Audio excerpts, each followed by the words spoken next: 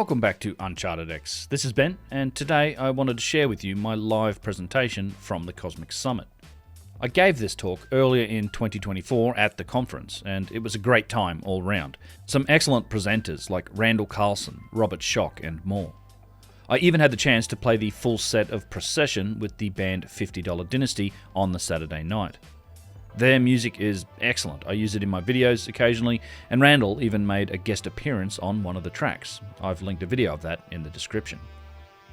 The presentation I gave at the summit was a version of my connections between out-of-place artifacts, and I've done a longer version of this already on my channel. It's in this video.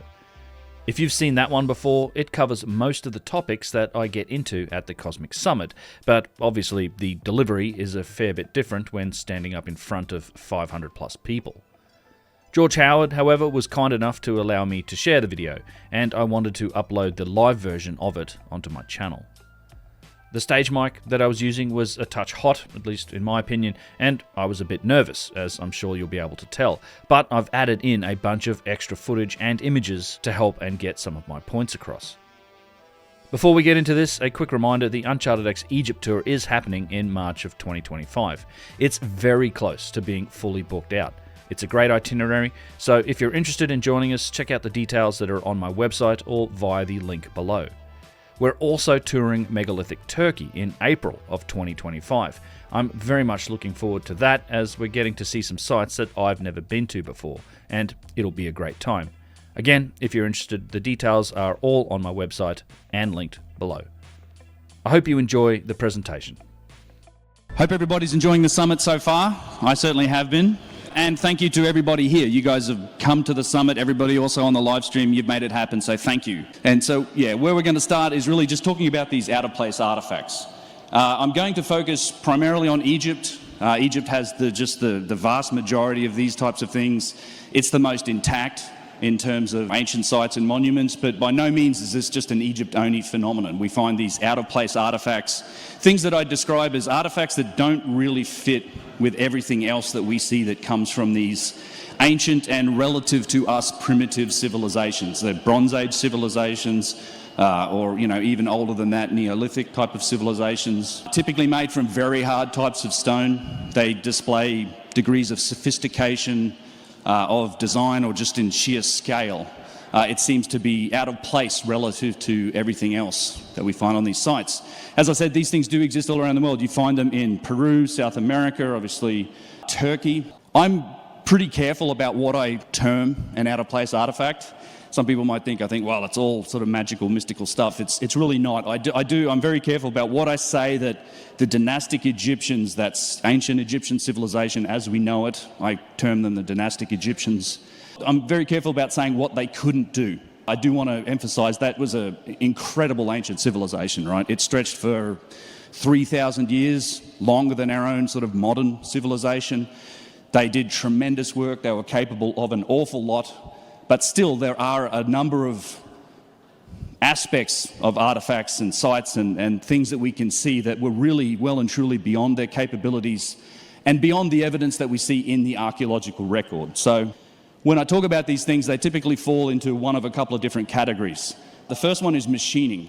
So on a lot of these sites and on these artifacts themselves, in the architecture, the stone blocks, and on pieces, large and small, we can find evidence for sophisticated machining. Very powerful tools that have carved into, very hard stone. Things like granite, basalt, diorite, porphyry, schist, all of these really hard types of stones. It's not a mystery why a lot of stone carvers today and throughout history have liked to use stones like marble. It's soft. Like relative to these stones, marble's a 3, maybe a 4 on a Mohs scale of hardness. Copper is a 3. A lot of the stones that we see these machining marks made into are things like diorite or granite, which can be a 6 or a 7. In fact, we have some artifacts with high degrees of things like corundum in them, which is up to like a 9 on the Mohs scale, diamond being a 10. So very challenging material to work in. If you're trying to make a sculpture, you typically don't choose granite to do it. It just makes it insanely difficult. That's not really a material you would immediately choose to use. But if you want something to last forever, you'd pick it. Here you can see all sorts of evidence machining on different artifacts, giant saws that have just cut through this granite. You see what I like to call that Wolverine slash that's in some of the basalt that's to the east of the Great Pyramid on the basalt pavement. Evidence for circular saws, tubular drills. And one of the things that's interesting, Johanna mentioned going to Egypt. Across the few tours that we've run, we get some really interesting people that come with us.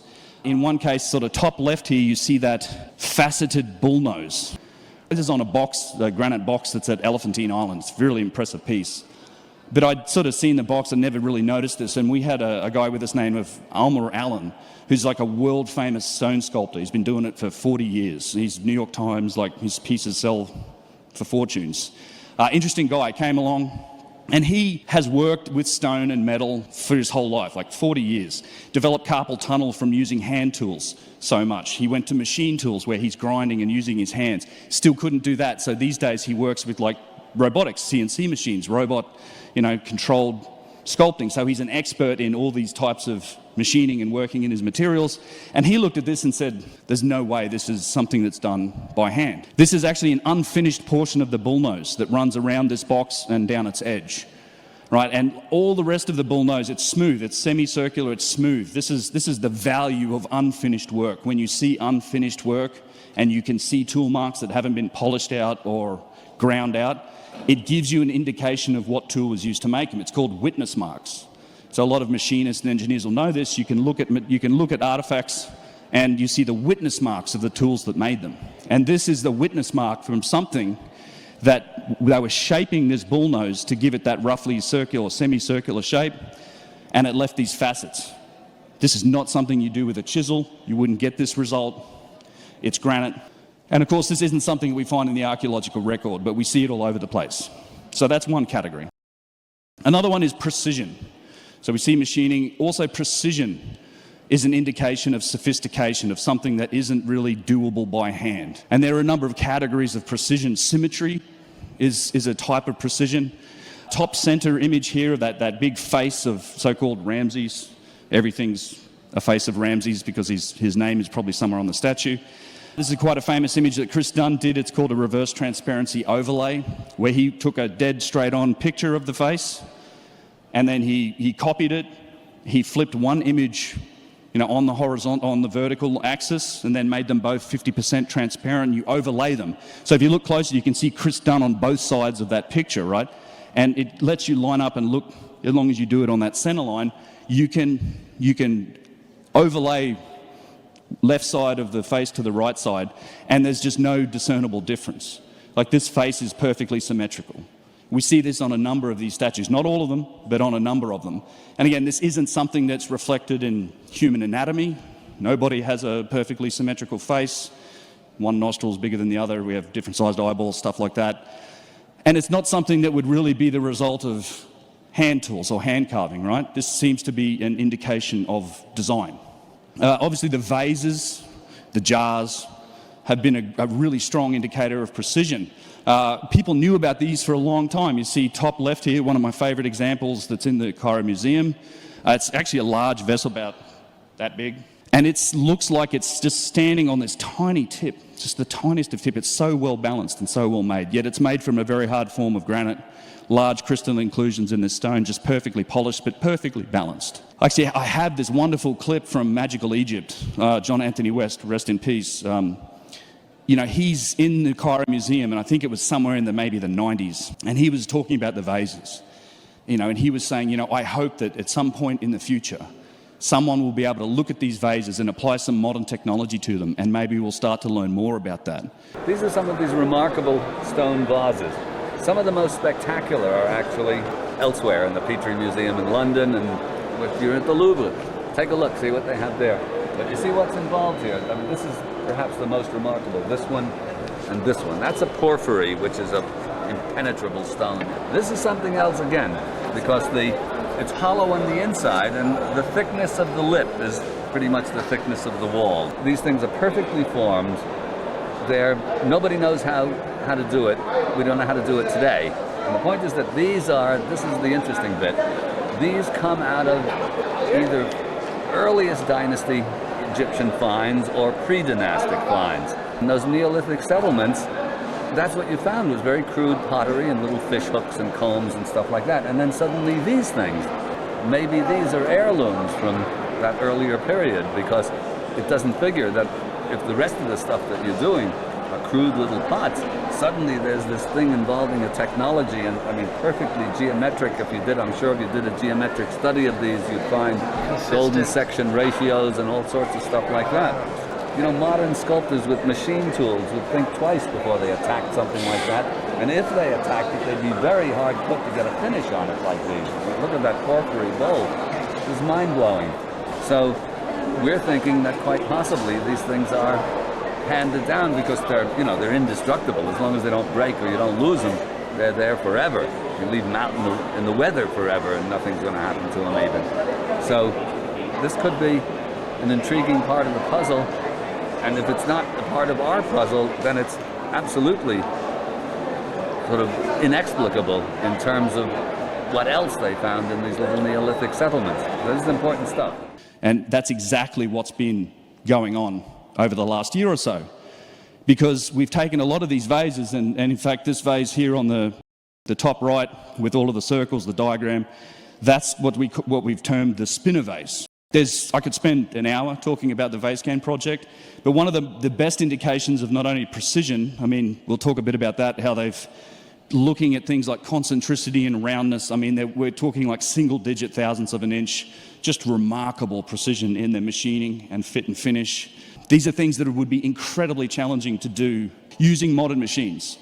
Not to say that I don't think we could. I just think in order to do it, it would be ridiculously expensive. You might even have to design some specific tools to do it.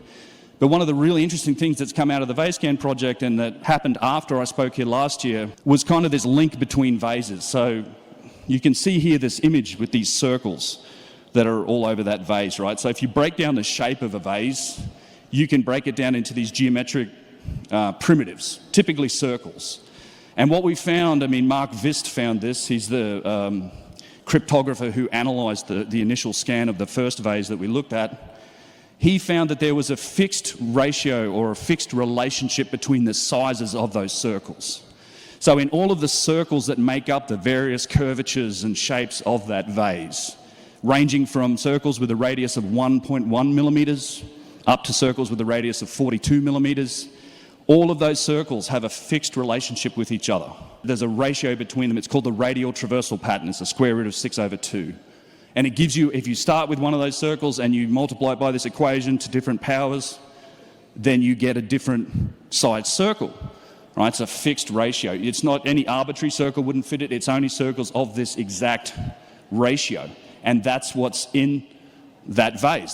Those are the circles that you used to design that vase. And you thought, that's interesting. So he took that algorithm. Once he discovered it, he said, you know what I can do is I can take this algorithm, put it into CAD, computer-aided design, and I can make a vase just with the mathematics, with the algorithm. So he did that. He designed a vase just using that algorithm and the sizes of those circles, and then he compared that model that he had to the model of the actual vase. And when he lined it up, the median radial deviation was something like 6 microns. Basically, we're at the limit of scan resolution. That's the difference in the radius of the circles that make up the actual vase versus the mathematical model. You can basically say that the vase is a perfect execution of the mathematical model. Really interesting, right? Seems like an indication of design. What became even more astonishing is when we expanded the data set, we found the exact same ratio and mathematical formula is also in these other vases. All of the circles you can see on this spinner vase also conform to that same radial traversal pattern.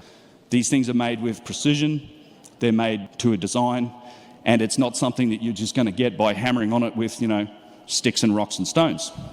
I dive into the precision topic quite a bit on my channel, in my material. Another thing that I just want to say about precision is that, it's also measured and obviously visible on these sites in things like, flat surfaces, square corners. You can see an image of Chris Dunn here standing inside one of the Serapeum boxes using a precision square to show that it's a, perfect 90 degrees or to within the accuracy of that square. And a lot of people say, well, look, I can do that. I can lap a surface down to be pretty flat. or I can get a piece of granite and make like an inside corner on a piece. That's not solving the problem. A lot of the precision in these artifacts also comes from the fact that they are a single piece of granite, single block of stone. The precision and the difficulty comes is in the geometry. It's in how do you keep this face parallel to this face, or this wall of the box that's 10 feet from the other wall of the box. How do we keep those perfectly set and square? Petrie, Flinders Petrie, back in the late 1800s, recognised this when he was analysing the box that you see on the bottom left with the pen in the corner. And he said it's the proportion of scale. You can't fix problems by removing more material. These have to be done to a design. It takes precision. It takes sophisticated tools to do this. Then the last category that I typically put this stuff into is something I broadly term just as logistics. I think it's possible using primitive methods, and it's certainly been demonstrated by several people, that you can lift and move short distances, let's say 100 tons, maybe 150 tons. When you start getting up to much larger artifacts and objects, things in the, say, 300, 400, 600, 1,000 tons, it becomes a lot more difficult. It's not a linear scale of difficulty. It's not like it just get more difficult like this. It's kind of a logarithmic curve of difficulty. Your friction coefficient goes through the roof. Material strength becomes an issue. Or these sort of artifacts, they say they were moved with like hemp rope, wood, people, human horsepower, right? And there are a lot of these sort of things that come to us from ancient Egypt. First of all, you obviously have the unfinished obelisk. It hasn't been moved. It's attached to the bedrock. In fact, the trench around it is only 2/3 as deep as it would need to be if they were to dig under it and pull it out of there. But had they done that, it weighs something in the order of 1,200 tons. In fact, you go to the quarry and there's evidence, I think strong evidence in what they call the harbour area of the quarry, that a block of a similar size had already been removed from there. Something around that order of magnitude. But we know they could do this because there is plenty of evidence for objects in the 1,000-ton range that we find in ancient Egypt, ones made from granite and other hard stones. In particular, these giant statues, the remnants of these giant statues.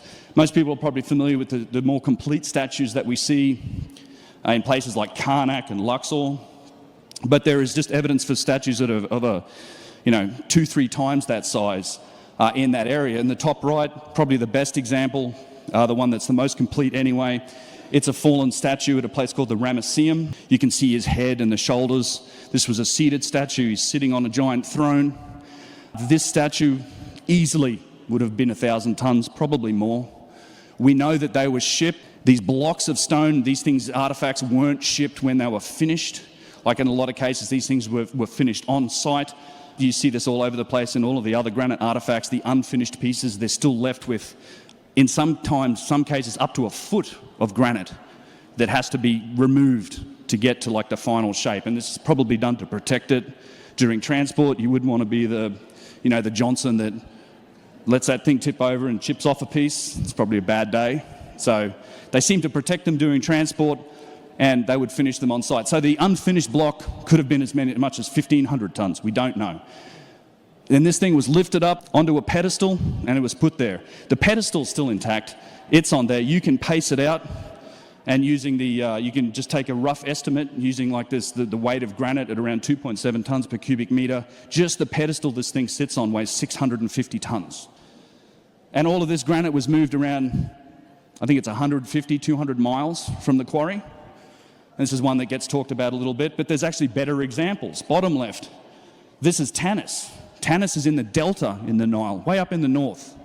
It's up where the Nile River spreads out into this delta area. It's at this site that's been around since Old Kingdom times and before, and Yusuf and I are standing next to the foot. This is just the foot and pretty much all that's left of it. This foot's been repurposed as a block in a wall. The toenail on the foot is bigger than my outstretched hand. And this was a single-piece granite statue, probably seated as well. We don't really know.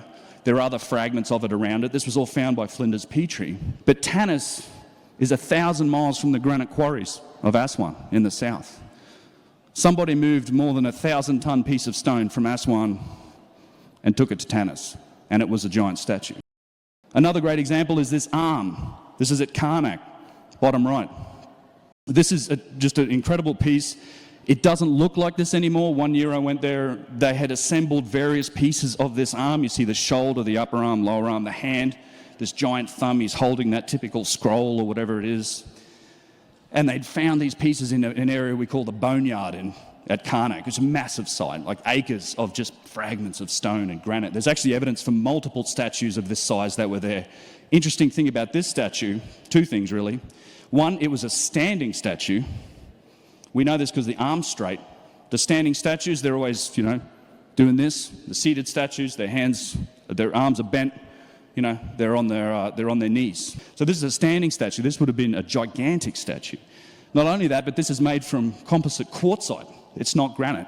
Composite quartzite, in a lot of ways, is a harder material than granite. It contains chunks of flint, big chunks, that is used in a lot of cases to carve granite. Not only that, but composite quartzite doesn't come from that Aswan area or in Upper Egypt where Karnak is located.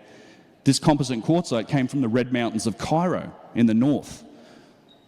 The Nile River flows to the north, so this thing was brought hundreds and hundreds of miles from Cairo upriver against the current. I'm not sure you're able to do that with your, no wheel, no leverage, no metals or anything like that, but this is what they say happened. In fact, in general, how all of these things are explained and somehow just smashed into the picture of ancient Egypt is with the tools that we found in the archaeological record.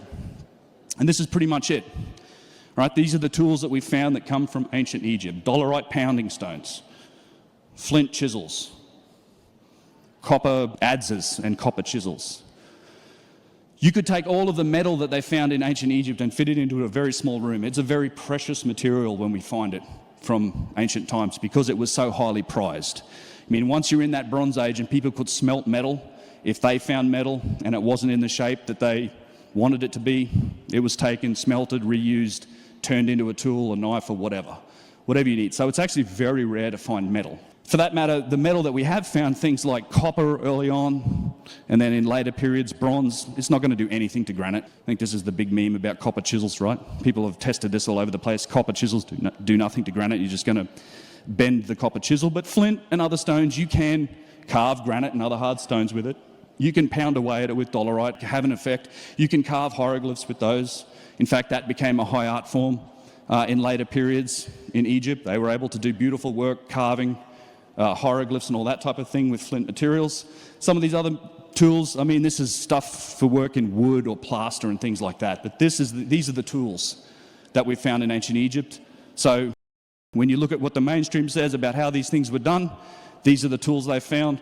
They find a way to explain all of it with these tools. But we don't have just tools. We also have an indication of what methods were used. The dynastic Egyptians themselves and the artwork in the tombs show us what they were doing with them. They actually show us their methods. This is a picture that's taken in the tombs of the nobles over on the west bank of the Nile, down at Luxor. And this is a scene of them making mud bricks. Essentially, that you can see them taking mud bricks.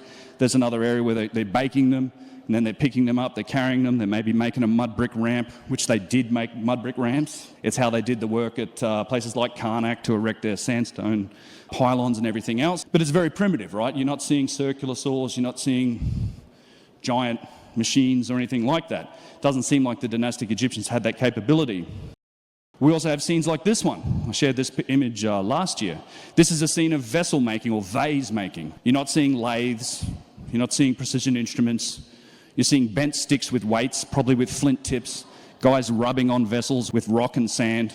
But they're making vases. Kind of, you look at the past, all right, it's a difficult picture to interpret, but if you actually look deeply into these categories of artifacts, what you find emerging is something that I've been calling a tale of two industries, right? And this is where we get these out-of-place artifacts from. So we look across a few categories of artifacts, starting with the vases. You have these incredible machined, precise vases. We've seen a lot of them. I know a lot more exist all around the world. In all of these museums, there's literally tens of thousands of these things made from insanely hard materials, ranging in size. The little green one, top center, is about the size of the end of my thumb. The big one below that comes up to about here on me. Bottom right, you can see what we essentially one of Matt's vases, which is called the thin vase. This is also the other one you have the model of. This is an absolutely remarkable vase, probably my favourite from the ones that I've seen. Its wall thickness is just immaculate. It gets down to 2 millimetres wall thickness in machined granite, such that it's translucent. This is an image with a torch put inside the vase, and you can see the light through that stone. Amazing. Schist disc, other artefacts, tons of them. But we also have lots of artefacts that are explained by the tools and the techniques that we see in the archaeological record. These are the alabaster vessels, right? One thing I just want to say about these other vessels is that they're also very old. These are uncontrovertibly pre-dynastic. We know this. I'll talk a bit more about it later, but you go to any museum in the world, you find these in the pre-dynastic portion, as well as the Old Kingdom. Right? They exist before dynastic Egypt ever started, roughly 3000 BC, well and truly into times before that. And they're also attributed to the Old Kingdom because they were found on Old Kingdom sites. And some of them were found with very poorly done Old Kingdom inscriptions on them. These alabaster vessels, made from softer stone, also pottery vessels. The alabaster ones all happen after that.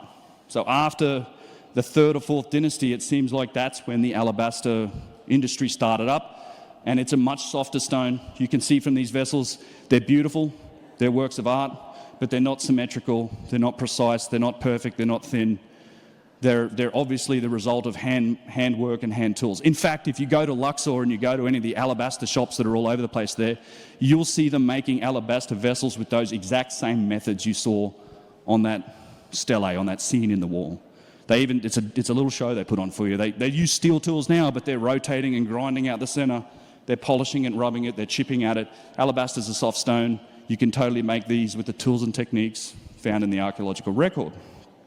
Statues, similar story. These are some of the oldest statues. Well, the one on the left is a Middle Kingdom statue, but the other ones, and most of the ones that show just incredible precision, polish, perfect work, in hard stone like diorite, the one in the center, Khafre enthroned.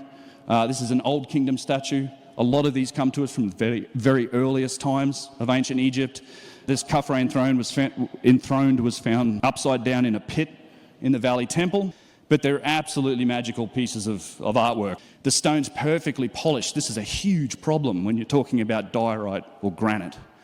How do you polish flat stone? I mean, how do you polish those stones? How do you polish the fine details, the cuticles of the fingernails? It's all perfectly polished stone. The archaeologists will tell you, well, they used sand and water and rocks and they rubbed on it, which, okay, this might work over time on a flat surface, but how are you doing these little inside joins and corners and things like that? These also show machining marks, which we'll get into later, but the point is that these incredible statues, a lot of them are just from the oldest times. We also see statues that are pretty clearly handmade, right? These come from later times, also earlier times, but a lot of them from the later periods.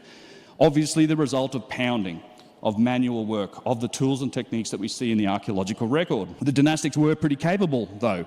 I mean, this statue on the left, it's a small statue of it's of a small Ramses. The statue itself isn't small. You can see the guy standing on the side of it. It's huge, carved from basalt. But it's absolutely handmade. You can see the pit marks, you can see the hammering marks, the chiseling marks. It matches the hieroglyphs. How the hieroglyphs were carved is exactly how the statue was carved. It's got Ramses' name on it. He probably had it made. It's amazing, but it's nothing like the polished and just perfect and symmetrical statues that we see in other areas. See the same thing in the boxes. These big granite boxes and dacite boxes. You have a class of these artifacts that are just precise, incredible, and very old. The oldest known box or sarcophagus from ancient Egypt is a 12-ton precision-carved granite box. It's found in Mastaba 17 at Maidum, under a big mastaba. It's the oldest one that we know of, and it's a precisely carved Old Kingdom box. A lot of these come from the Old Kingdom. Places like the Serapeum, attributed to later periods because somebody wrote on the site. They scratched into the granite and they wrote something, hence the whole site gets dated that way. This box on the bottom right, it's actually a dacite box. This is in the Osiris shaft. There's a couple of boxes down here. This is all easily Old Kingdom. This is the mainstream dating on it. We don't know how old it truly is. And we have no idea where the quarry for this stone is. There's no known quarry for dacite in Egypt, but we find an Old Kingdom precision-made box down there. Similarly, we also find handmade boxes, real sarcophagi, I would say. These are quite obviously also made from stone like limestone and granite, but they're handmade. This is what I'm calling a tale of two industries. You see one industry that matches the tools and techniques of the archaeological record, and then we see another class of artifacts across all of these different types that really doesn't, that isn't explainable by the tools and techniques of the archaeological record. Columns, same thing. We see just these insane columns that are on a lot of sites, these huge single-piece granite columns, often flared, like lotus or palm leaf-shaped columns. Some of them just gigantic. You can see me standing next to one that is at Tanis.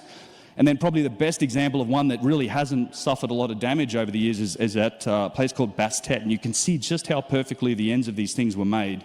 I mean, these corners and edges are sharp, and it's symmetrical. These little ridge lines and bull noses that run up it are just perfect. I really want to get back here to scan this. I've only ever seen this once. It's probably one of my favourite pieces in all of ancient Egypt. But these things are also old. We find these types of columns, these exact same ones, at places like Saqqara, which goes back to the beginning of the Old Kingdom, Abu Sir. We find these columns here.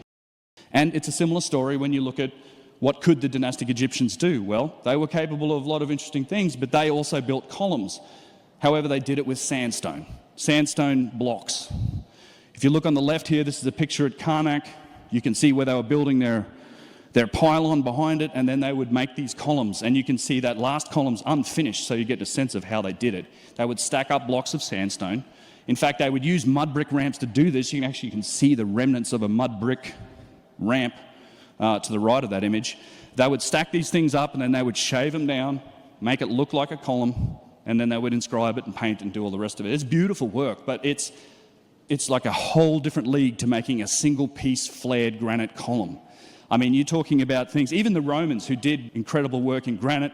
I've seen a study on the columns of the Pantheon, for example, big granite columns, Aswanian granite, but they're just wavy, they're not very precise. The Romans followed a particular formula of, decreasing radius, so it was like thicker at the bottom, gets thinner and thinner, and it's like one piece, and then they would have a different headstone on top, so it's like shaped like this. It tapers in. These flared columns are a whole different story. They're a single piece. You start off wide at the bottom, it narrows in as it goes up, it narrows, and it flares out at the top, and that whole elaborate headpiece, those lotus-shaped leaves and those palm-shaped leaves, it's all a single piece. This is really complex. You have to cut a block out that's at least as wide as the widest part of that column, and then shave all that material down. I mean, Chris Dunn, I agree with him. I think these things were probably made on giant vertical lathes or something, and they show remarkable precision, and they're way older than anything the Romans ever did. So it's really interesting. And in fact, if you go to Luxor, you can see right here, I love this picture because it's a single-piece granite column next to a sandstone column. The other thing that you will find that I've noticed over the years is that this seems to me to be a clear indication of imitation. So if the dynastic Egyptians had these other columns that were standing there, they're pretty clearly imitating that design as best as they could. I mean, it's remarkable work. The sandstone stuff is no joke, but they're imitating the shape and form and function of, I think, older artifacts.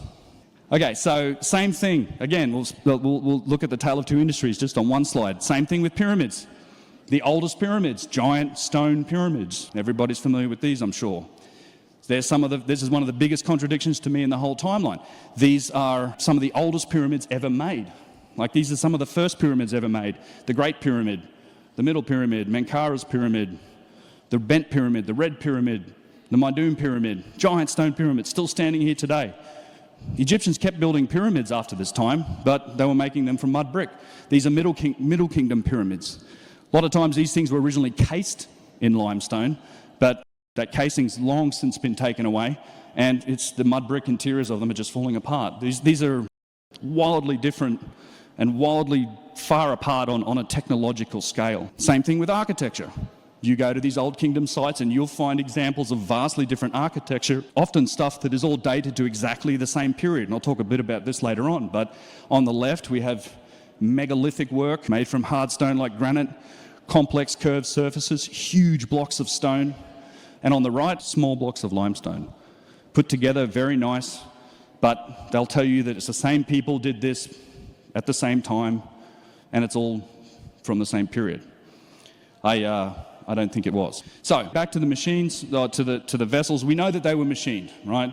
They're precise. We've talked a bit about that, but we also know that they were machined because there are witness marks in fragments of vases and in vases themselves. And this was first noticed by Flinders Petrie back in the 1800s. And what Petrie wrote about this, it comes from the Pyramids and Temples of Giza, 1883, was, quoting him, "The principle of rotating the tool was, for smaller objects, abandoned in favour of rotating the work. And the lathe appears to have been as familiar an instrument in the 4th dynasty as it is in modern workshops. The diorite bowls and vases of the Old Kingdom are frequently met with and show great technical skill." And you can see images from Chris Dunn's book where he's analysing fragments of vases. I've looked at many of fragments like these myself. And you'll see witness marks from lathe work, obviously turned, right? They're turned on a lathe. You don't see any lathes in the depictions that come from the Old Kingdom of how they made these things, but it's obvious in the witness marks that's what happened. This is the spinner vase being measured on a rotating table with dial indicators that move up in increments of half a thousandth at a time. These things are incredibly precise. We talked a little bit about that. But one of the other things I want to talk about with vases is that process of making them, the first step that they would do, and we see the indication of this tool all over the place. They would take that lump of stone and they would use a core drill, a tube drill. They would drill out the center of that vase first, right? You take the bit of stone, you drill out the center of it, and then you can start shaping the outside, you can start machining out the inside, polishing out the marks. And on lots of vases, we find this mark. In fact, you saw it in some of Petrie's indications here. You see like image B in Chris's picture from his book. You see the marks that's left over from a tubular drill. I've seen tons of fragments of this. The image on the right here is one that we found below the step pyramid of Joseph in the 3rd dynasty. Clearly the result and the leftover mark from a tubular drill that we used to core out the center of the vases. So these things, tubular drills, were absolutely used in their construction as one of the first steps. And these are quite powerful tools. You don't just see them in vases, we also find them all over the stonework on ancient sites, particularly in the Old Kingdom. And you can see the result of these tubular drills here. Just powerful tools that rip into really hard material like basalt or granite. You'll often see them, and I like to show you the pictures of them where it's like half of the drill hole. They weren't chasing half a drill hole in these images. What's happened is that a lot of these blocks have been quarried in later times. Like there's been thousands of years of quarrying and people taking stone from these sites. And what I think the quarriers were looking for is they were looking for these tubular drill holes, because it's think of it as like a weakness in that stone. So they would find a drill hole, they'd go to the back of the block, they'd hammer in their little wedges, they'd dig in little trenches, wedges, and they'd split the stone. They'd split the stone on the axis of that tube drill, and so what you're left with is kind of this open tube drill. So they weren't chasing half a stone, and you're only seeing half of the hole here, but it gives you a nice view onto the inside and the machining marks that are left with the tubular drill. These tube drills are all over the place. They're in artifacts, they're on sites. They range in scale from very small. This is a collection of tube drills that were run repeatedly into the lip of a box that you can see in the Cairo Museum, probably about a ½ inch in diameter. You can obviously see how this was just used to remove material from the inside of this small cavity, and they go right up to really large, right? So this is the center video, and the image on the left is of what I think, and we only found this like end of last year, probably the largest sort of tube drill hole that I think I've ever seen. It's probably 20 to 24 inches diameter, huge hole. And where this is, it's really interesting. You go to Karnak, and we'll talk a little bit more about this later on, but the Karnak, a lot of it's been rebuilt, I think, by the dynastic Egyptians in sandstone. But you go out and these huge sandstone pylons and gateways. But you go out right to the very edge of the temple site. This is a huge gateway. It's, I don't know, how high would you guys say, 50, 60 feet up in the air or something? And it's all granite. The whole gateway, all the pieces of stone are granite. And right at the very top, probably is the pivot hole for a giant set of doors, is this huge hole that's been made into the granite. Do that with your pounding stones. See how you go. There's also one here, I'm sitting next to it. It's about a 9-inch tube drill into granite, and then there's another box that's long since disappeared from the Cairo Museum. I really hope it turns up. at the new museum somewhere, but it's obviously been made, probably basalt on the inside, made with really large tubular drills. So they scaled in size, right? There's a lot of them are 4 inches. They get much bigger. They were a functional tool. They drilled these holes for a reason. If you look at the image on the left, a lot of these holes you find, they're inset. So something was put into place here. They might have put some metal piece in here. It could have been part of a hinge. Lots of them you find as in the lentil stones above archways. They were used as pivot holes for probably doors made from other material. You see them all over the place. It's a little tough to determine in a lot of areas because these sites have been jumbled up and there's stones all over the place, but they were done for a functional reason. The another purpose for the tube drills was material removal. You saw a little bit of that with the box that we looked at where they were cutting out the insides of material. We see that also in lots of other areas. So there's this hotep, this pointed thing that's at Abu Ghraib that's made from white calcite or alabaster. If you look all the way around it, the whole thing's been shaped with tubular drills. We still see the marks from these tube drills where they were cutting that stone out and shaping it. This top right image is actually from one of the really large vases, where it's probably too big to like run one tube drill in it, but if you look really carefully, there are at least 4 indications of tube drills around the edge of it where they were cutting down and removing material from it, right? And then again, also a fragment of a vase. The same technique was used. We know also from these markings that the tool was very thin. And the nice thing about these holes being split is we can see in the corners, in the edges, from where that tool has run into the stone, the width of the tool was very thin. This isn't something that you can do with copper or other material. There was some strange, strong material being used to actually carve this stone. And it's important to understand kind of how these things work. They're called tubular drills because they were literally a tube. You would cut down into the stone, you're left with stone still standing, you'd stick a chisel into the top of the hole and you'd hammer that chisel down, you'd snap that core out and you'd throw it away. It's a piece of scrap, but it does give you drill holes as well as drill cores. So these are an example of a couple of the cores that have come out of tubular drill holes. One on the left's pretty interesting because it's actually an enlarged hole, at least that's what they say it is, where one hole's been drilled and they're like, well, that's not big enough, we'll drill another one, and the drill core actually has a drill hole in it. And they snap that out. The one on the right is a somewhat more notorious artefact. It's known as Petrie's core number 7. Chris Dunn and I did a talk with him recently, and he said, well, it's probably the least important artefact that comes out of ancient Egypt because it's literally a piece of scrap. Like they would have cut this out and thrown it away. Who cares? They wanted the hole, they didn't want the drill core. However, this has sparked a 150-year debate that's still going on to this day. And Petrie was the one who first started that. I often approach Petrie like as the first person who really applied modern engineering techniques to the mysteries and evidence in Egypt. It was really just, we had the Industrial Revolution. He was using engineering techniques and he was the first guy to notice some of the interesting aspects of these artifacts. And this is what he wrote about that core. In fact, it's called Petrie's core number 7 because it's the 7th artifact on this diagram. Like he's in his book, The Pyramids and Temples of Giza from 1883, this is example number 7. It's been called Petrie's core 7 ever since. But as you can see from this, you see similar striations and marks all over the place, like in lots of other artifacts. This is by no means the only artifact that displays these characteristics or that interested Petrie. But what he wrote about this was, on the granite core, broken from a drill hole, other features appear, which can only be explained by the use of fixed jewel points. Firstly, the grooves which run around it form a regular spiral with no more interruption or waviness than is necessarily produced by the variations in the component crystals. This spiral is truly symmetrical with the axis of the core. The great pressure needed to force the drills and saws so rapidly through the hard stones is very surprising. Probably a load of at least a ton or two was placed on the 4-inch drills cutting in granite. On the granite core, the spiral of the cut sinks 0.1 inch into the circumference of 6 inches, or 1 in 60, a rate of ploughing out of the quartz and feldspar which is astonishing. So he's already telling you that there's something mysterious going on here. You've got to remember with Petrie, he didn't have any other context for what he was seeing. There was no younger Dryas. There was no long genetic history for the human race. There was no concept of the lost ancient civilizations. He tried to explain a lot of this by he would look, well, it was probably a fixed jewel point. Maybe it was a bronze tube.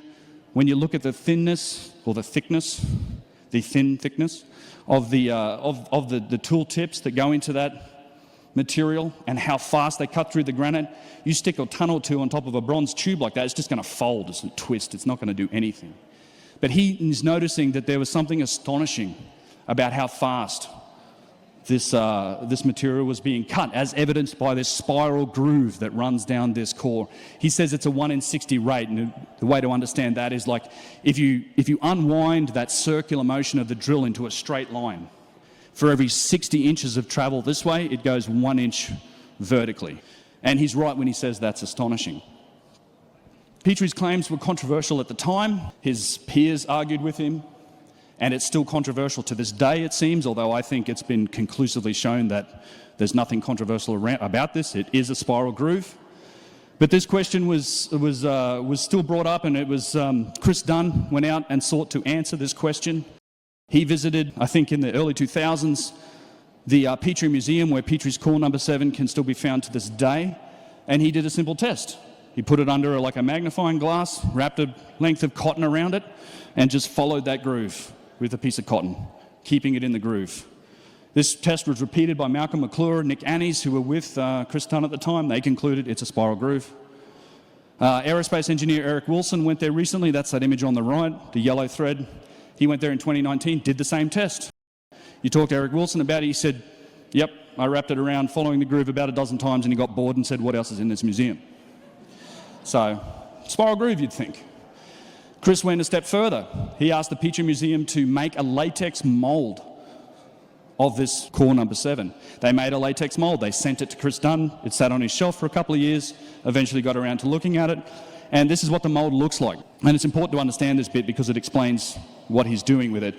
You see, the white line shows you where he cut that mould to lay it out flat. And there are 2 notches. See those little square notches on that? What you're trying to do is it's a complex 3-dimensional object.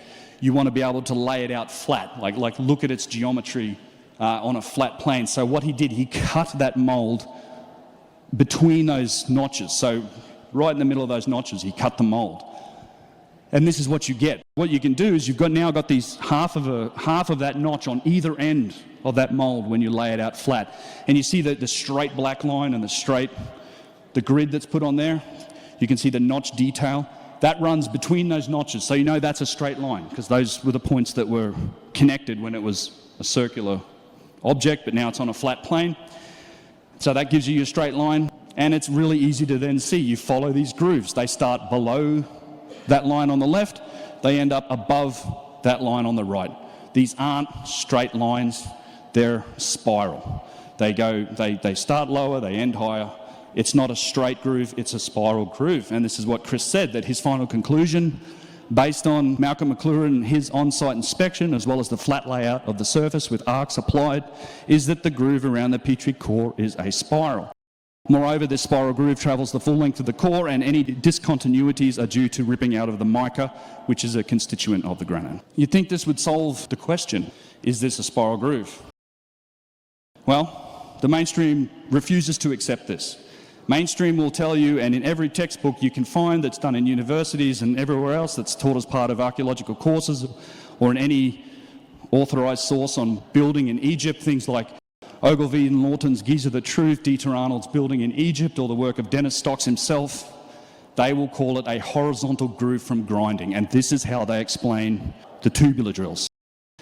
Dennis Stocks, as well as Mark Lehner, who's pictured here, did an experiment. They did a few documentaries for PBS, I think back in the 90s, early 2000s.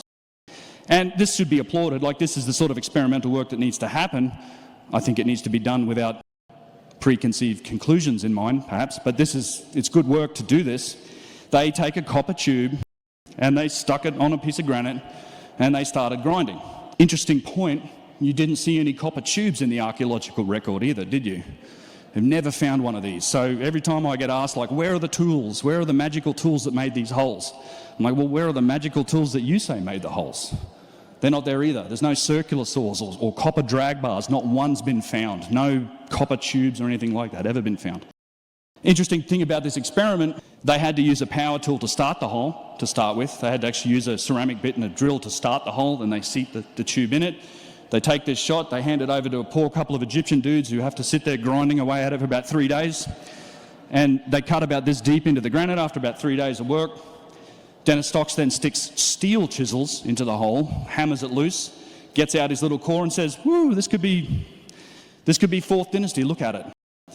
And unfortunately, there's no real good image of the core that he took out, although this test has been repeated by guys like Chris Dunn and several other people that have ground into granite, and it doesn't look anything like those spiral grooves we saw in Petrie's core. It's exactly what you might expect, polished or very fine striations from sand and quartz and just this grinding process that happens.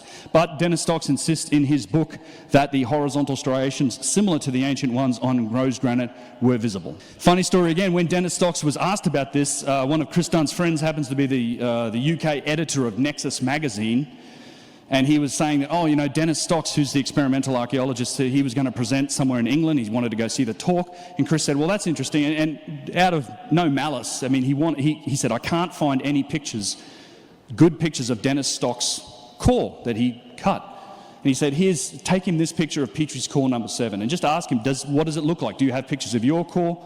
Or do you have, does it look anything like this? Marcus Allen was his name, UK Nexus magazine editor, went. Dennis Stocks did his talk. He went up to Dennis after, as you mill about after the talk, normal thing that happens, and said, Dennis, does your core look anything like this? And apparently Dennis saw that image, he knew exactly what it was, and Marcus Allen says he just turned around and walked away. Didn't even acknowledge that he'd even asked him a question. I was aware from their publications that Dennis Stocks was going to give a presentation. I emailed you just before that talk, and you said, ask him about the core number 7, the Petrie core. Yeah, I sent you an image, as I recall. That's right. And I asked you to ask him if his core, which I couldn't get a good picture of it, to ask him if his core looked anything like this. I mean, I wasn't being a smartass or anything like that. I was just curious. Yeah. If his core looked like the one that was in the Petrie Museum. So. Well, I showed him after the talk, after the Q&A, we all milled around as you do after talks, and I approached Dennis and asked it. I showed him the picture, and I said, "Did your core look similar in any way to this core?" Now he obviously knew what I was showing him. Mm-hmm. He turned around and walked away. He wouldn't discuss it, anything. He wouldn't even acknowledge I showed him a picture. Really? Yeah. So I don't think this is how it's done. In fact, all of the experiments that have been done like this, you see results that don't look anything like Petrie's core number 7. In the late 80s, Leonard Gorlick, John Gwinnett wrote a paper looking into this. It literally is called An Experimental Perspective on a Scholarly Disagreement. They were referencing Petrie arguing with his peers about whether or not this was a spiral groove. The word spiral never appears once in the entire article, despite that being supposedly the discussion they were having.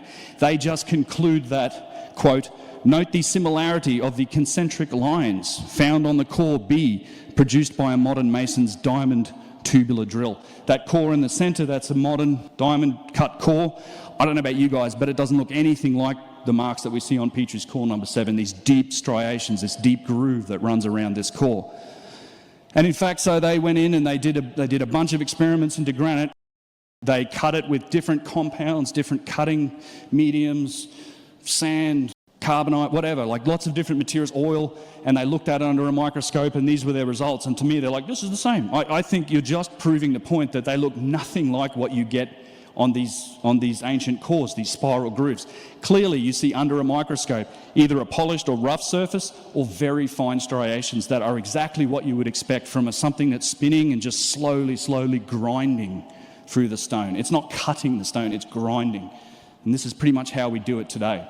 We grind through ceramics, we grind through stone. That's our modern approach to it. Whatever cut this seems to have been cutting the stone. And then probably my favourite example of the mainstream resistance to this concept that is spiral, something that Chris Dunn noticed in Ogilvy and Harold's Giza the Truth, is that they tilted the photograph. On the left, you can see the photograph in the book. You can see Chris Dunn's put a reference frame around it. On the right, the core in the center is the same photograph but accurately angled within the reference frame. And basically they tilted the photograph to make it look like on the page the lines were straight, like this. And you can see the same effect if you look at the thread on a pipe, right? If you tilt it slightly, it's easy to be mistaken and make it look like it's horizontal when it's not. Maybe this was a mistake, maybe it was just an editing issue, but it seems to me like this was a deliberate attempt to make it look like those lines are spiral or straight, and to never admit that this is a spiral groove. I found all of this tremendously interesting. So at some point, new media, me, enters the chat. So YouTube medium, out there in the world, social media, fun stuff, let me tell you. And one of my earlier videos, I just dived right into this. This was fascinating to me. I was like, you see that same spiral groove in holes and things, but Petrie's core number 7 is the thing that's been studied the most. That's where all the evidence comes from. So I did a long video on it, sort of autistic level of detail, you might say, like an hour and a half long or something. I'm super tired in that thumbnail. I was just dead. But thankfully, it's nearly 2 million views, 80,000 likes. It's been pretty popular. But I've also been subject to the same sort of resistance and pushback. Guys like these channels came up, Scientists Against Myths, they love me. They put out a video, you can see me and Chris Dunn, I'm pictured here. I do like the alien, the inbuilt straw man argument with the spaceship and the alien in there. I thought that was great. And of course they're calling it 100 years of deception, which presumably includes Petrie. I mean, they're calling Petrie a fraud with this work. And they poo-poo all of these things. No, it's not spiral. They did their little video. They also produced a paper on academic, I think it's academic.org or .edu. It's a site that anyone can publish a paper. It's not peer-reviewed. You can just put something on a PDF and stick it up there. And in it they show this. Same old argument. Don't say spiral. They went and took to Petrie's, they visited it, they went to Petrie's core number 7, they took a whole bunch of photographs of it, and they just cut those photographs up and lined them up next to each other, we presume accurately, don't really know. This is, you ask any engineer, anyone, I'm assuming there's several engineers in here, they're going to tell you that this is an absolutely terrible way to try and represent features on a 3-dimensional object on a flat plane. There is so many problems with this sort of a method. It's not even funny. It would never be accepted in any industrial process. You have a truncated cone and you're trying to describe geometrical features on it by doing this method. It's fraught with difficulty. You have to make sure every time you line it up it's exactly right. Wherever the camera is, you're tied to its perspective. Think about railway lines or things like that. Wherever you are, I mean, if you're higher than a straight line down here, it's going to look like it curves away from you. You have to be dead straight on. That's why things like the latex mold or in these days 3D scanning is so important, because you don't have those problems where you're tied to the perspective of the camera. You're also not tied with the giant problem of trying to stitch all these things together. Then of course they draw a bunch of lines all over it and try to say that it's not spiral. This has been very thoroughly debunked by aerospace engineers, guys like Eric Wilson, Chris Dunn. We talk about it a bunch in the chat I had with him, but it's the same old thing. Don't say spiral. Whatever you do, it's not a spiral groove. What's the problem with it being a spiral groove? Well, there are significant implications to the whole story of history if you admit that this is indeed a spiral groove. And Chris Dunn covered them in his book. I'm a big fan of Chris, lucky to call him a friend these days. I reference him a lot. And this is what Chris Dunn said about it in his book. The most startling feature of the granite core Petrie describes is the spiral groove around the core, indicating a feed rate of 0.1 inch per revolution of the drill. That's the 1 in 60 rate, right? So it's going down 0.1 of an inch per revolution of the drill. In my article, I stated that this feed rate was 500 times faster than modern diamond drills, which penetrated only 0.002 inches per revolution. The correct way to describe the feed rate would be to say that it was 500 times greater than modern diamond drills, but the rotation of the drill would not have been as fast as the modern drill's 900 revolutions per minute. What he's saying is that this feed rate into granite, this 1 in 60 rate, is 500 times greater than our modern equipment, our modern diamond drills penetrate into that type of material. This is what Petrie noticed. He said that rate of ploughing out of the feldspar and quartz is astonishing. It's cutting into the stone 500 times at a rate 500 times greater than our drills. It might have been moving very slowly, we don't know. But it's probably not this high speed thing, we just don't know. And Chris wraps this up and says, The action of a tool that reflected a feed rate of 0.1 inches per revolution of the drill was not the work of conventional drilling as we know it, and demanded consideration of other processes in its creation. All of these features were considered phenomenal, not just by me alone, but also by colleagues with whom I discussed their relevance. And engineers and machinists and guys like Chris, they get this. Like, there's something else is going on. This isn't the result of a copper tube. It's not the result of modern diamond drills. I had a lot of people tell me, oh, these are all modern holes. I'm like, well, did we have power tools when Petrie was around? Because he documented tons of them. Something else is going on. So, as a reminder, back to the vases. They're made with tubular drills. Same thing. This is a vase. It's pre-dynastic. Comes from the Nakata culture. This is in the Petrie Museum. This is a drill core. Literally says, basalt drill core from vase, broken at each end, provenance unknown. This is a core from a vase. Lots of these cores have the same spiral striations and marks. I'm very hopeful that we can expand the data set here as well, like we've been doing with vases, and analyse some of these cores and holes to get a look at, okay, do we see the same penetration rate? Do we see the same spirals? And from eyeballs, I can tell you it looks like it to me, but we'll see. These vases are important, and this is where it connects to everything else, is the vases are incontrovertibly pre-dynastic. These things, it's not a controversial thing to say that these existed long before dynastic Egypt ever started. Go to any museum in the world, go to the pre-dynastic section, you'll see precision-made stone vases from hard materials attributed to the Nakata and the Nakata II cultures, and they stretch way back 14,000 years ago. Some of the oldest examples, and people get really worked up about this site when I mention it, but Toshka, a lot of these sites are now underwater since they built the Aswan Dam and they flooded this region. There are tons of photos in the Luxor Museum of this. You can see fields of vases. It might be a little tough to see in this image, but you can literally see vases just laying out on the ground out here. And these go back to sites that are all carbon dated to like 14,000 years. I can tell you for sure, like Adam Young, who spoke this morning, he owns a vase.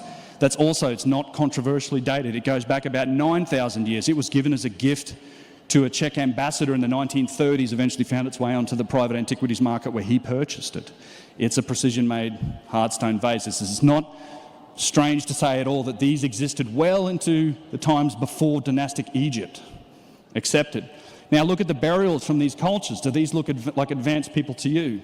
This is a fetal burial, fetal position. All the materials that you find, the other artifacts in the pre-dynastic displays, you'll see flint, like the chips like Kyle and Russ were talking about earlier, the Neolithic tool points, bone ornaments, beads, very basic stuff, but littered amongst them are these out-of-place artifacts, these hardstone vases, as well as little tubes and other artifacts that seem to have been the result of the same process. No other indication that they had any capability to make these types of things. How did they get them? Why are they in their burials? We don't know. They're also displayed next to very simple pottery. One of my favourite images from the museum, this one. I love this because it shows you that imitation. Perfect, that just encapsulates it. This is a pre-dynastic area of the Cairo Museum. You have a hard stone vessel, seems to have been made with, I would say, a high degree of precision. Looks a lot like the OG vase. Right next to it, pottery imitation. This pottery was not spun on a wheel. There was no pottery wheel, certainly no lathes, but no pottery wheel, hand-formed pottery, and painted to look like granite, little dots. See the same thing in the British Museum. You can go in and find pottery vessels that have the swirls to make them look like breccia. They're imitating these artifacts. You've got to ask yourself, if you are a Neolithic people in the business of making pottery and vessels to hold water from clay, put them in a fire, hardens up, great, holds water. You find one of these, you're playing with stones, you would immediately recognize its value. You would say, this is incredible. How did somebody make this? Wow, it works really well as a vase. I'm going to keep it, whatever social structure they have, those things, they're wealthy items, they're going to filter to the top. That's where it stays. It gets buried with that guy. Thousands of years later, we dig it up and we say, well, this guy obviously had it made. He must have. He was buried with it. Does that make any sense? Imagine you're a famous collector of vases. And one day, as we all will, we pass. But part of the conditions are to say, well, I want to be buried with my treasures. I want my ancient Egyptian stone vases that I've collected over the years to be buried with me in my mausoleum. Next Younger Dryas happens thousands of years later. Archaeologists of the future dig us up. They find that mausoleum, they dig it up. Wow, this guy made some really nice vases. Is it not possible the same thing's going on here? And not for nothing, I do want to I love this image because the exact same thing's happening today. See this dotted pottery? I love this picture, by the way. This dotted imitation granite. We're doing the same thing today in the restoration work that's happening on these temples. This is just an offside. I had to put this in. These are the structures. They're rebuilding all of the statues on these sites. I'm not really for it. I'd rather we use our imagination, we just see the pieces. Plus, they're way more interesting when they're down low and you can look at them, not 30 feet up in the air. But they put this head back up on this statue and they made it out of concrete. And the close-up of the neck, what does that look like to you? That's painted concrete to make it look like granite. It's the exact same thing that was being done thousands of years ago, just imitating the perfection of the ancients. Okay, so the rest of the vases, most well known, 40,000 were discovered below the Step Pyramid of Djoser. This is an image from Jean-Philippe Loyer's book, Step Pyramid of Djoser, 3rd dynasty structure. It's at Saqqara. Jean-Philippe Loyer was not the first guy to excavate this. He just reported finding 40 to 50,000 of them. We have no idea how many the guy before him found, but at least 40 to 50,000 of these were found during his time. And in the museum there, they talk about the fact that these are inherited heirlooms. They do this because some of these vessels have inscriptions from those earlier dynasties on them, the 1st and 2nd dynasty. So they're admitting that these things were inherited. They're saying, yep, Djoser probably had them recovered from earlier tombs. I think it's more likely Djoser probably had a few and said, you know what, guys, I'm the king, go out to every tomb you can find, rob them and give me all of them. And then he was buried with them. I think that's what was happening. Probably what was happening before him too. And they say here that this is in the Imhotep Museum at Saqqara, that the art of carving these stone vessels reached its peak during the first 2 dynasties. So they typically say, well, yeah, they were mostly doing it in those first 2 dynasties. You have the same problem in that time frame as you do with the Naqada to these ancient Neolithic cultures. There's no evidence in those first 2 dynasties of any other stonework. In fact, this comes up with antiquities dealers who are trying to explain it in their sheets, saying, well, it's really interesting that these things are dated to those early times because there's really no other evidence during those first 2 dynasties of advanced stonework. No statuary, no architecture, no nothing. You look at the monuments of ancient Egypt, that kicks off in the 3rd dynasty. I'm not sure they go back to the first 2 dynasties either. But after this period, Imhotep, we mentioned Imhotep here, he was that polymath and genius who worked for Djoser, designed the Step Pyramid, which I do think is dynastic. I think it covers up something that was older than that. But Imhotep was a genius. He's the guy who came up with the process of how to imitate them and make the alabaster vessels that we see throughout the rest of the Egyptian kingdom. They worshipped Imhotep and revered him throughout the entire civilization. But it's after Imhotep that we get the alabaster vessels and that whole process. He came up with that. Again, why the resistance to this? What's the problem with this? Well, there's a lot of connections when we look at the tube drills, we look at the vases. Where do we find them? We know that the vases, the tube drills themselves as a technology go way back. They're in these vessels. They were used to make these vessels. We have absolute evidence for that. They go back to prehistoric times. We know this through the hardstone vases. This is why the vases themselves are a smoking gun, in my opinion. They're small. They have all of this evidence of precision and machining. They can be buried with you. They're not some giant thing that you can't take with you. They disappear from the archaeological record, with very few exceptions, after those early dynasties of the Old Kingdom. They were all pretty much hoovered up and collected and buried. They just stopped making them. Is that the capability disappear, or they just stopped finding them? But we know they go way back. They're very prevalent, the tube drills, on ancient Old Kingdom sites. Abu Sir is like mind-blowing site. Go to Egypt, don't miss it. If you get the chance to see Abu Sir, do so. This site's been closed to the public for more than 100 years, requires special permission to get in. Absolutely littered with tube drills, saw cuts, all sorts of interesting things.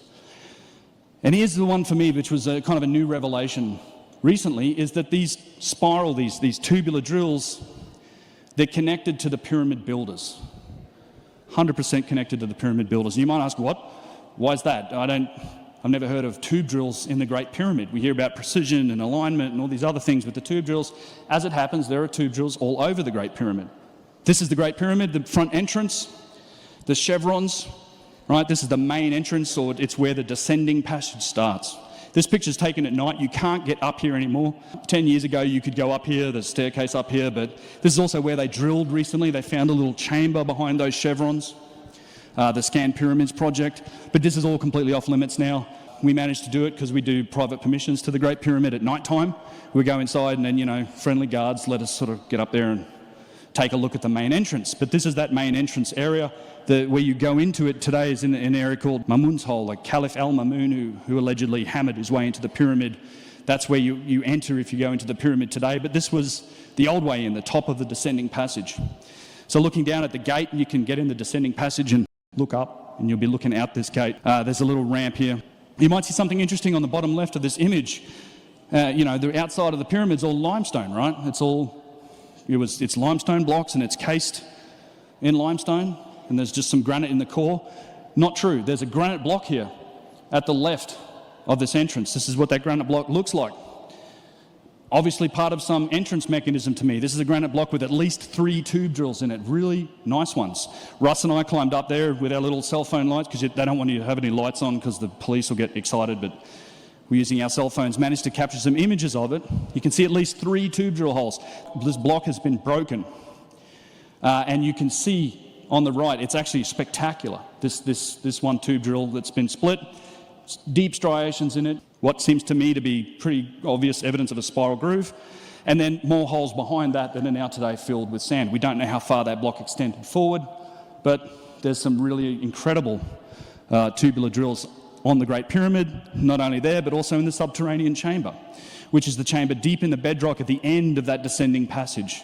This amazingly straight descending passage that goes from that entrance all the way down into the bedrock and into a large chamber, and in the bottom of this chamber, there's a deep pit. And in the bottom of this deep pit, there's a big block of granite. And on that block of granite, tube drills.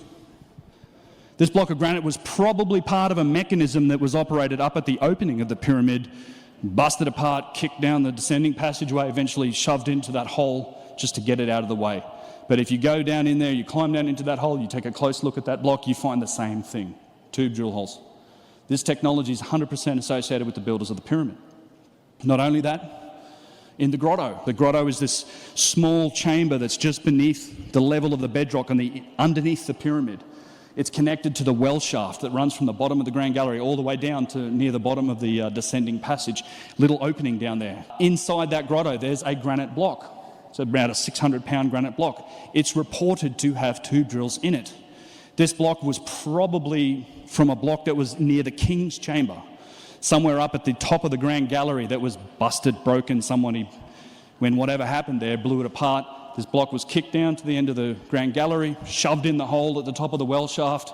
It was wedged in the well shaft for like decades until somebody actually busted it loose, and it ended up down there in the grotto, and it's been reported on by a number of people who've been in there and seen it. Supposedly has tube drill holes.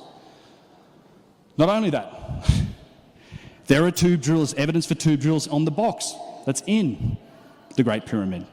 If you get a light and under the right conditions, and the lighting in there is terrible, let me tell you see Kyle and Russ standing there inside the incredible King's Chamber. But if you get on the inside of that box and you put your torch down low and you run it around the outside, or the inside wall of that box, you will find where tube drills have run astray from when they were coring that thing out, and it ran a little bit off course and ran into the wall, which is a really interesting idea, isn't it? It's like the idea of overcuts into granite. How long do you think it would take to make that overcut into granite if you were doing it with that traditional method of copper tubes? Copper tubes and bow drill. You're talking about days of grinding to realise you've made a mistake. But if you have a powerful tool that's cutting through that stone hard, you're going to make overcuts and mistakes happen. In fact, we see overcuts from other just powerful machining processes in lots of other artefacts. We talked about overcuts and tube drills. We see the same thing also in other artefacts, and this is that connection from vases through machining and precision to other artefacts in Egypt. We see overcuts into granite statues like this, or diorite statues like this one, Old Kingdom statues. Again, these overcuts on the seat where he's seated would take you hours, if not days, of effort to make that mistake if you're just grinding away with sand and copper. But if you have a powerful tool that's cutting through that stone, you're probably going to make that overcut. Lots of statues, it's a little hard to see, but you find on a lot of statues evidence for tubular drills between the heels, where they're seated, where they cut that material out between the legs. There's a tube drill that ran down between the heels. You can see a better example here on the right. This is a close-up image, I think, of one of these Old Kingdom statues. Clearly the imprint of a tube drill. We also see more overcuts underneath the armpits, where a powerful tool was run into the stone and cutaway material in diorite. Like this just doesn't happen with manual methods. Same thing, these are obelisks at Karnak. Clear indications of overcuts, very thin tools that ran into the stone. Actually, absolutely circular saws, because you can see where the cut starts and it ends. These were circular saws that were dipped a little too deeply into the material, and you can see they're actually where they corrected the line from one of these cuts here, where the finger is pointing. It was actually cut a little bit offline, and then it was recentered, and the cut was made again. I mentioned the columns earlier. I do also want to say that you can wrap up obelisks in that same tale of two industries, right? Obelisks, some people describe the obelisks as being a New Kingdom phenomenon. They're not. The biggest and oldest obelisk traces back to the 5th dynasty. It's a site called Abu Ghraib. It's probably the largest obelisk that was ever made. There's an inscription on that site of what it might have looked like. And you also absolutely see recreations of obelisks in later times, small ones, rough ones, made from limestone. Go to the Aswan Museum or the Nubian Museum and you can find them. The obelisks absolutely fit into this category as well, and obelisks show us examples of overcuts. You don't see this type of thing when you look at the hieroglyphs, look at the writing, you look at the other artifacts. All of that stuff was added later, and those hieroglyphs and writing were what were used to date those artifacts, which makes this really interesting, right? All of these artifacts, these objects like statues, boxes, columns, obelisks, these ones that show precision and machining, you can't bury them with you like you can with the vases, but they're connected to the vases through technology and evidence. But they can be inherited. You can't take them with you. They're on this site. They weigh 50 tons or more. They can be inherited. We see tons of evidence for this. You can see the statue on the left. Clearly, this hieroglyph has been added over the top of pre-existing features on this statue. Do you think if you were making this in the first place, you would go to all the effort of carving out that collar line only to have it be carved over again by a hieroglyph? But these hieroglyphs are how we date them. Talked about this plenty in the past, but the boxes in the Serapeum, same thing. Incredible polished stone, precision-made boxes, 70 tons on the bottom. The lids are 30 tons, some of them. They can't make straight lines with the hieroglyphs. They're barely chipped into the stone. But the dates and the names that are on those hieroglyphs, that's how they date the boxes and the whole site itself. We have no idea how old they actually are, but it seems to me to be pretty clear that they were inherited. As were, I think, the temples themselves, and there is strong evidence for this. This is dynastic work. It's spectacular. This is the great hypostyle hall at Karnak. It's incredible. Made from sandstone. Absolute marvel of engineering. I mean, the height of the New Kingdom with all their power and wealth. They built this. It's amazing. But they built it around and over the top of pre-existing architecture. Because if you go through this and you go into the core of this site, in the centre, where the obelisks are, where all the granite artefacts are, you find entire structures made from granite. Much harder stone, megalithic blocks. This is Valley Temple construction. Exactly the same thing. Big, huge blocks of granite. They call this an altar. It's in the centre of the holiest of holies in Karnak. It's actually a box. They called it an altar forever, but it happens to be a box. They don't explain why it's a box. They just call it an altar. There it is. Indeed, you also find Old Kingdom inscriptions on them, so it's not really controversial to say this. We know these sites, or something was there and existed there, because we do find Old Kingdom inscriptions on a lot of these sites. It's not really acknowledged very often. It's just attributed to the New Kingdom, who undoubtedly inhabited and built on top of these sites. But you can actually find layers, older layers of architecture and infrastructure on these sites. Again, at Karnak, this image on the left, you're in the middle of this hypostyle hall where these huge sandstone columns, sandstone floor. When they lifted up the floor tiles beneath these columns, what do they find? White calcite column bases, older column bases. Bottom right image, that's a granite column base. Another alabaster or white calcite column base that's just over near the obelisks. There was already a columned hall here at some point, probably made from harder and more difficult and rarer material than sandstone, that was either destroyed or was destroyed before the New Kingdom Egyptians came in and built their halls. There is absolutely layers of inhabitation and architecture here. It goes way back further than the New Kingdom. So what about the actual Old Kingdom sites, the ones that we just say, yep, these were sites that were built in the Old Kingdom, the earliest times? Well, there's some interesting evidence on these sites as well that shows suggestions for a much longer timeline. Interesting just to note where we're looking at here. So we're standing in what's called the Western Cemetery. It's to the west of the Great Pyramid, kind of behind it. We're looking towards the middle pyramid. You can see it poking up on top, and the little arrows pointing to where the pyramid temple, the mortuary temple of the middle pyramid complex is. We're at the same elevation level. Let me ask you a question. Which one of these two images do you think is older? Seems pretty obvious, right? This one's, the one on the left's highly eroded, the other one isn't. According to the mainstream narrative and the history of this site, the image on the right is older. This is an image on the right, is from a limestone construction in the Western Cemetery, attributed to Pharaoh Khufu, who built the Great Pyramid, built the Western Cemetery, satellite pyramids, etc. Again, according to the mainstream narrative. His son Khafre was responsible for the middle pyramid, and the image on the left is part of that mortuary temple as part of the pyramid complex. So apparently his son, presumably decades after the stuff on the right was built, he built this thing on the left that is somehow more eroded. Doesn't make a lot of sense. There's also a huge amount of other differences between these two things. The image on the left, all of the mortuaries, this applies to the Sphinx temple, the Valley temple, the mortuary temple. These are made from massive blocks of stone, huge blocks of limestone in their core masonry. Up to 450 tons. We found a single block here that weighs in around 450 tons.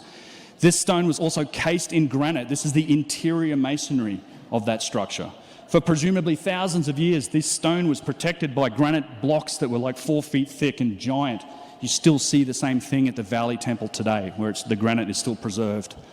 Yet it's deeply, deeply eroded. I mean, you're talking feet of erosion on this thing. The right-hand side, this is the presumably older structure from the Western Cemetery. It's at exactly the same elevation level, presumably subject to the same weathering and erosion. It's made from exactly the same type of stone, nummulitic limestone, came from the Giza Plateau. According to the narrative, made by the same people around the same time, but it's in this condition. It's in great shape, frankly. I mean, I don't know about you, but it doesn't make a lot of sense to me when I look at things like this. This was also never cased in granite. Image on the right, never cased in granite. Exposed limestone the whole time. Image on the left, cased in granite, megalithic, heavily eroded. Same thing, down the hill a bit, at the Valley Temple.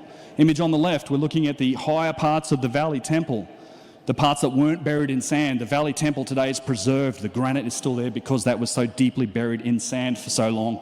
There were parts of it that poked up above that sand. They were subject to weathering, tremendous degrees of erosion on them.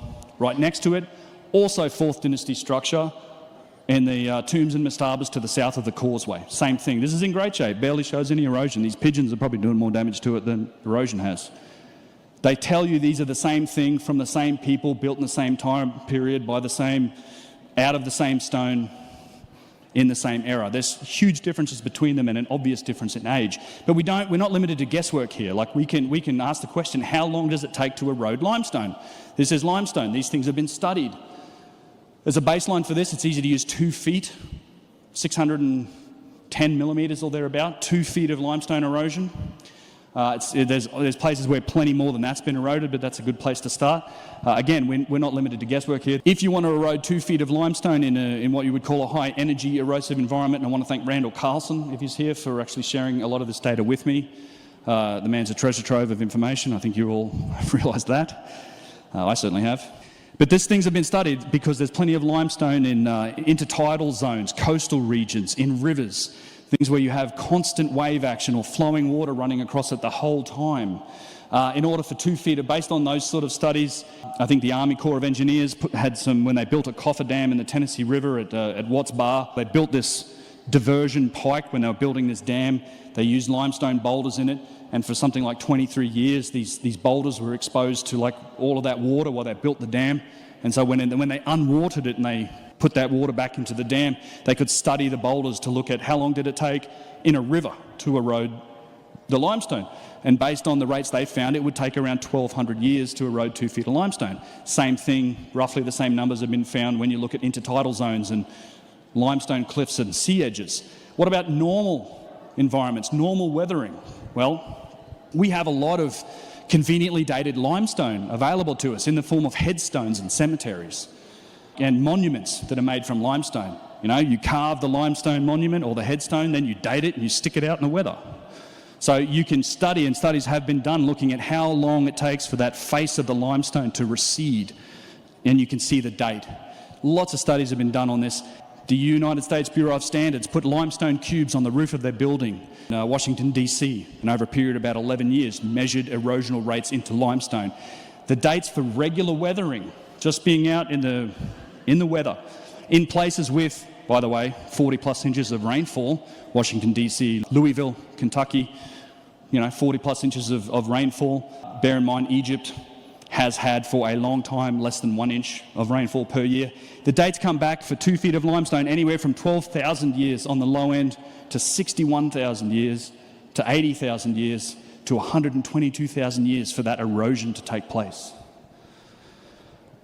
I don't know about you, but I don't think there was flowing water or wave action on the top end of the Giza Plateau up where the pyramids were any time in the last 5,000 or 6,000 years when we say those dynastic Egyptians built those monuments. So I don't think it was wave action, I think it's regular weathering. We're looking at the effects of time and weather, and for the people that go, well, it's wind and sand did that erosion. Well, how come we don't see the same wind and sand on all the other 4th dynasty structures? All the stuff made with the little blocks of stone, the different masonry style, the stuff that was never cased in granite for thousands of years. We only see this level of erosion on megalithic stonework, on the stuff that shows, precision and logistical challenges and tool marks. There's one other indication that's come out recently that I think is really interesting that suggests a greater age, particularly for the Giza Plateau, and that is this idea of ancient waterways. If you've been there, this is the Valley Temple. You can see the granite at the bottom of it. You can get a sense for the size of those huge limestone blocks in its interior. Out in the front of that area is what they call a harbour. Now, this probably was a harbour. Like there's evidence for that. And they say, well, this was a harbour when the Nile would flood and you'd get a bit of water up here. 3 months a year you could use it as a little harbour to get stuff up, but most of the time it's dry. Now, you can see there have been floods in Egypt. These are images from back before they dammed the Nile River. You can get an indication for some of the types of levels of water that we're talking about. Seems like a lot of effort to go towards in terms of building a harbour. You'd think if you actually wanted to build a harbour and move things by water, you might have put your harbour a little closer to the river. Maybe it's just me. Nearby to the Valley Temple and at the same elevation rate, very few people get to see this, this is the megalithic Wall of the Crow. This is also made by huge blocks of limestone. It's down there at the same elevation as the Valley Temple. To me, it looks like a hydrological control point, like something was used to either contain water, to restrict the flow of it. It probably had something to do with it. It's around the same level of it. I think it's like a hydrological feature. Again, it's sort of interesting. These are places that aren't really watered at any time, well, for longer than about 3 months during that dynastic civilization. However, a recent study came out that showed that these pyramid sites, the Old Kingdom pyramid sites, including the Giza Plateau, were built along what's now called, it was an extinct branch of the Nile called the Aramat branch. And these sites were built right up against it. And this is a paper came out, I think, in May, might have even been as recently as May this year. And this is what it says. So based on the interpretation of archaeological material and pollen records, this period, known as the African humid period, circa 14,500 to 5,000 years ago, was the most significant and persistent wet period from the early to mid-Holocene in the Eastern Sahara region, with an annual rainfall rate of 300 to 920 millimetres per year. During this time, the Nile would have had several secondary channels branching across the floodplain. And indeed it did. They found evidence for this Aramat branch that ran along the edge of these pyramid sites that was up to half a mile wide. 260 metres in some other areas, but up to half a mile wide. Huge amount of water. And this was during a period called the African humid period, during which the Sahara was not a desert as we know it, but rather it was a savanna. It had lakes, it had river systems, it had life. And it stretches back to at least 14,500 years ago. Some of you might realise the significance of that date. 12,500 years, well, 12,500 BC. I mean, it's around that period of intense climate change. We don't really know when this started. This is kind of an arbitrary date for when it started, but let's say at least then. And it ended roughly 5,500 years ago, so 3,500 BC. The Old Kingdom built their stuff here, according to the mainstream records, around 2,700 BC. That's hundreds of years after this period when this branch of the Nile never even existed. And they say this, when the ending of the African humid period and the beginning of the late Holocene, around 5,500 years ago to present, rainfall greatly declined in the late and the region's humid phase gradually came to an end. And you can see on the image where the modern Nile is, where the Aramat branch was, and this is the branch that these structures and sites were built up against. And again, this was a different climatic period. The Sahara was something else. So where does all this lead? We know that there were pre-dynastic sophisticated hardstone vessels and that they were machined precisely. These vessels share a technological link through precision machining witness marks to other larger stone artefacts and architecture. Many of these artefacts and these sites themselves indeed have long histories with evidence for inheritance, renovation and reuse. The tools in the archaeological record and depictions that we find on walls from the dynastic civilization can't explain them, but they certainly do explain plenty of the other artefacts and objects that we see. This is that whole tale of two industries. We also see extensive erosion on megalithic work as well as hydrological features that match older timelines and indeed different climates. So is it possible that on the Giza Plateau and other sites, the dynastic Egyptians settled there?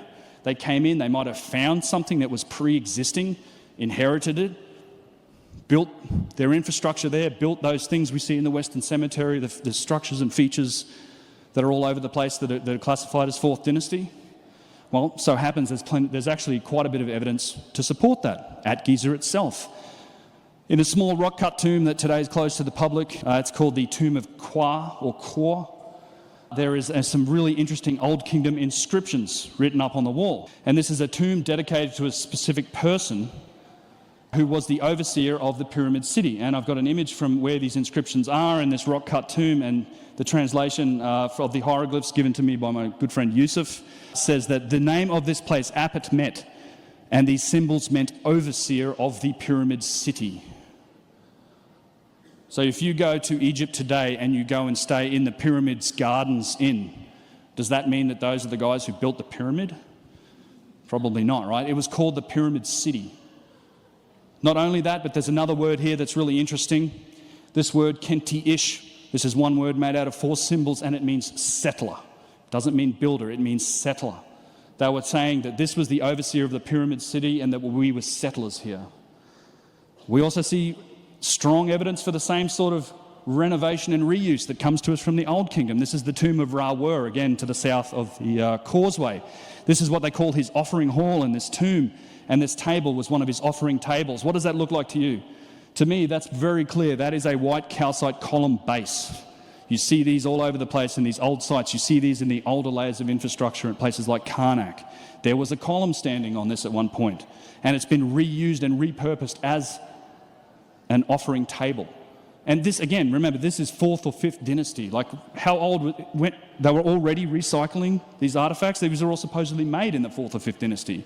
He's already recycling and reusing these older artifacts as offering tables. Here's another one from the same tomb. It's another alabaster column base. This time the front's been cut off and he's carved had a picture of himself carved there along with some inscriptions. It's actually been truncated. You take a close look at these offering tables. It's actually pretty funny. On one of them, you can see a calcite build-up from where the column originally stood. There was a column standing on that thing for so long that calcite started to form around the base of it, and it's still there. But they call it an offering table. But it matches exactly white calcite column bases that we see on older sites and on other sites. Same thing here, satellite pyramids. I'm going to talk about this in an upcoming video, but these are the casing stones on one of the satellite pyramids in front of the Khufu Great Pyramid, right? 4th dynasty. These casing stones are unfinished. They're recycled. You're looking at mason marks of stones that came from somewhere else, and you can see how they were flattening that wall. They never finished the job, and Yusuf's showing me here how they were chiseling off those finished surfaces. So they took those stones from something else that already had this smooth surface that was finished, and it was some other artifact. You see this on all these stones. They just never really finished the job. You can still see the mason's marks, paints, where they're like, yep, cut this off, cut this down so it looks like it's it's on that slope, and it can be one of these casing stones. You can see here's one that's been hammered on. But they took these stones from some other structure in the 4th dynasty, presumably, and reused it. So where did this structure come from? How old was it? How old are these stones? And again, the Egyptians themselves, what do they say? Well, they have a long timeline too. We just call this myth, mystery and legend. We say that the history of the dynastic civilization started the first dynasty. The Egyptians themselves say something differently, and this is recorded by several sources. Actually, there were a number of priests, but the most famous source is the Turin Papyrus, and they talk about a much longer timeline, a period called Zep Tepi, when the gods themselves walked the earth. And they have a list of kings and rulers that existed through that period that stretches for some 23,200 years, followed by the time of the Shemsu Hor, the followers of Horus. Again, these were semi-divine kings. They had mystical powers, much as the gods had. They're described to have all of these wonderful abilities, things you might reflect on today as potentially being an interpretation of technology. They reigned, their kings' list reigned for some 13,420 years. So the dynastic Egyptians trace back their history before Menes, before the first king of the first dynasty, some 36,620 years. But we just say it's myth and legend. They make no such distinction in their own history. Wrapping all this up, and in summary, what does all this mean and where are the opportunities here?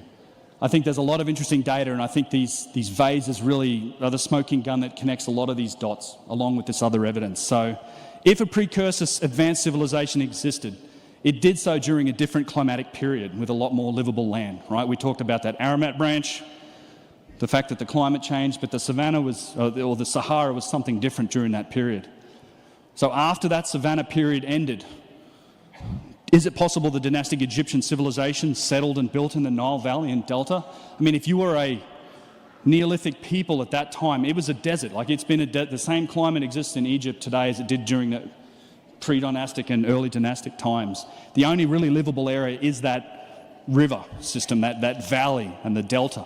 You'd go there, and if there were sites there, you'd go in there and you'd settle on them, you'd build on them, and that's where we find it. That's really the only place we look, is along that, in the delta and along the Nile Valley. All of these sites that we see today are difficult to interpret, right? There's thousands of years of construction, of renovation, reuse.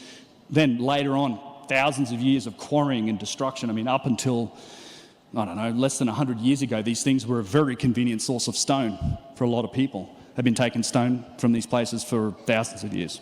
But what about that ancient savannah? Today we call it the Sahara Desert.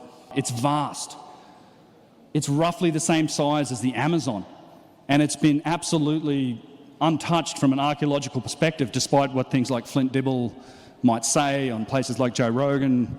It has barely been scratched. I mean, there's a couple places where they've looked, but that's a whole unexplored region of the world. I think it's the Sahara and the Amazon are the two vastly unexplored places from an archaeological and civilization perspective today. And what might we find with a dedicated search using things like new technologies? We don't have to go and dig up all the sand. There are new technologies emerging, satellite-based technologies, that will enable us to actually look at these areas and determine, is there something here? I think that's our best chance of finding some untouched ruin or site or artifact that hasn't got this problem of thousands of years of later occupation and civilization that we have to look through, this lens that we've got to look through to see the distant past, because I'm fairly convinced that there was something going on. I mean, all of the evidence points to that. I think there was a fairly advanced civilization that existed a long time ago. I'm not sure exactly when. And it is my great hope that the disciplines of archaeology and Egyptology slowly embrace some of these new technologies, let go of their death grip on the idea that civilization must have started 6,000 years ago. I mean, Russ and Kyle were talking about Göbekli Tepe earlier. That still hasn't changed the view on civilization, right? That's just, no, that's PP&A people building a party site. That's not civilization. They're not going to let that go. But I think if they embrace new technologies and we step forward, projects like the Vase Scan project and some of these other things that come out that show us new evidence, my great hope is that we can start to embrace some of these topics and have an open-minded discussion that's civil, and maybe we actually might learn something about the history of civilization on this planet. Thank you guys very much.